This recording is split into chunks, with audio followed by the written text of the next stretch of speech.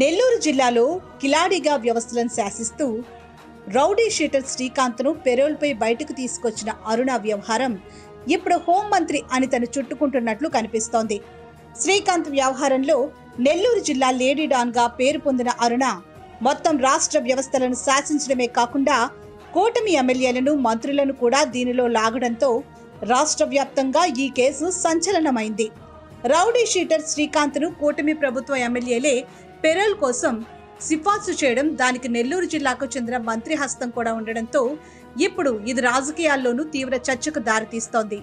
ఈ వ్యవహారంపై పత్రికల్లో, అలాగే ప్రసార మాధ్యమాల్లో, సోషల్ మీడియాలో కూటమి ప్రభుత్వానికి వ్యతిరేకంగా కథనాలు రావడంతో వెంటనే తేరుకున్న హోంమంత్రి అనిత దీనిపై ఇటీవల ప్రెస్ మీట్ నిర్వహించారు.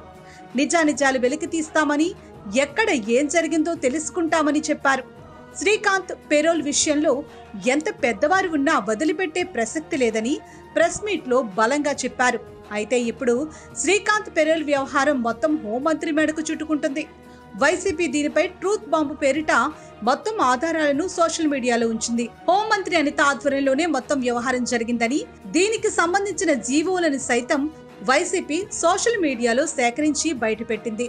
నెల్లూరుకు చెందిన గూడూరు ఎమ్మెల్యే పాసం సునీల్, కోటంరెడ్డి శ్రీధర్ రెడ్డిల సిఫార్సుతోనే పెరోల్కు దరఖాస్తు వచ్చిందని, దీనిపై హోంశాఖ ఉన్నతాధికారులు సైతం సంతకం పెట్టేది లేదని తేల్చినా నెల్లూరు జిల్లా ప్రజాప్రతినిధులు మాత్రం ఊరుకోలేదని వైసీపీ సోషల్ మీడియా ఆరోపించింది.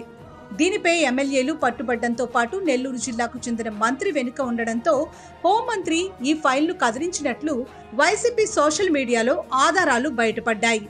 హోంశాఖ ఉన్నతాధికారులు ఫైలుపై సంతకాలు పెట్టను అని మొత్తుకున్నా టీడీపీ ఎమ్మెల్యేల పట్టు, హోంమంత్రి ఆదేశాలతోనే మొత్తం ఫైల్ నడిచినట్లు స్పష్టమైన ఆధారాలు వైసీపీ బయటపెట్టింది. దీంతో నిన్న మొన్నటి వరకు ఈ వ్యవహారంలో విచారణ చేస్తామని చెప్పిన హోంమంత్రి తనపై తానే విచారణ చేయించుకోవాల్సిన పరిస్థితి ఏర్పడింది.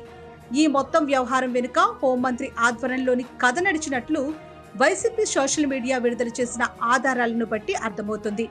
దీంతో ఇప్పుడు తెలుగుదేశం పార్టీ శ్రేణులు డిఫెన్స్ లో పడినట్లు అయింది.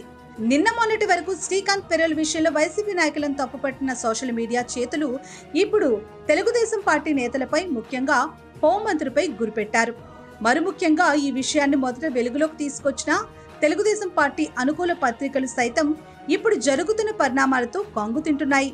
మొత్తం వ్యవహారం వెనుక హోంమంత్రి హస్తం నేపథ్యంలో ఏం చేయాలో అర్థం కాక తలలు పట్టుకుంటున్నాయి.